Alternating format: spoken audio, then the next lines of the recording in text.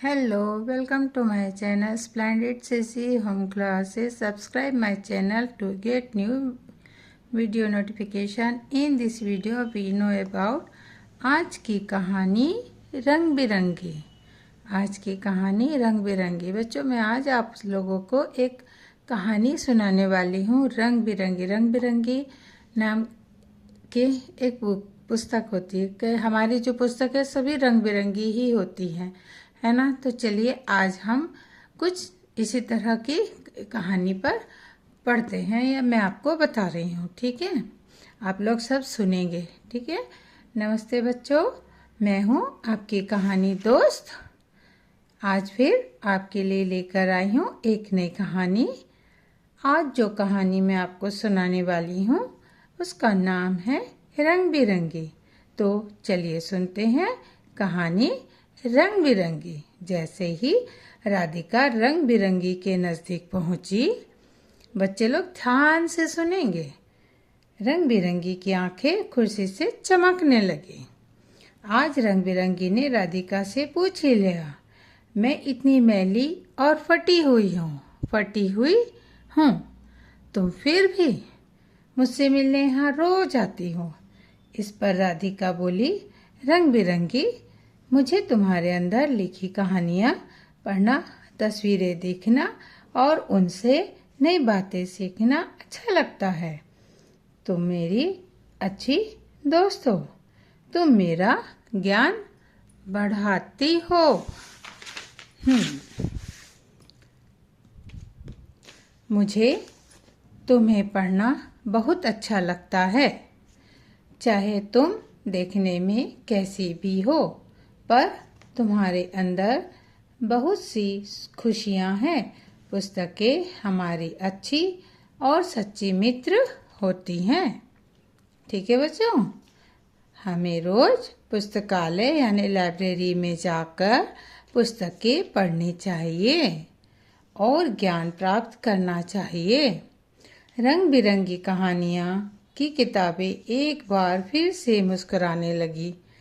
राधिका अपने दोस्तों को रंग बिरंगी कहानियों की किताबों से बड़ी कहानियाँ सुनाती, जिसे सुनकर उसके दोस्त बहुत खुश होते हैं और वह भी पुस्तकालय लाइब्रेरी में जाकर अलग अलग तरह की पुस्तकें ढूंढने और पढ़ने लगे। देख रहे हो बच्चों, रंग बिरंगी का कमाल। कहानी पढ़ते समय बच्चे ऐसा महसूस करते हैं जैसे कि कहानियाँ उन्हीं के लिए हो, या वो उस कहानी में जो पात्र है वो वही खुद हो, है ना। कहानी पढ़ते पढ़ते बच्चे एक अद्भुत दुनिया में खो जाते हैं, बहुत सी बातें सीखते हैं, आनंदित हो जाते थे।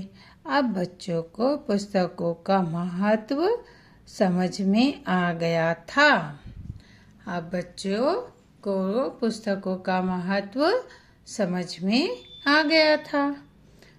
फिर से पढ़ते हैं। जैसे कि वह उन कहानियों के पात्र हो। कहानी पढ़ते पढ़ते बच्चे एक अद्भुत दुनिया में खो जाते थे। अद्भुत दुनिया मतलब उस कहानी के कैरेक्टर में घुस जाते थे, बहुत सी बातें सीखते थे।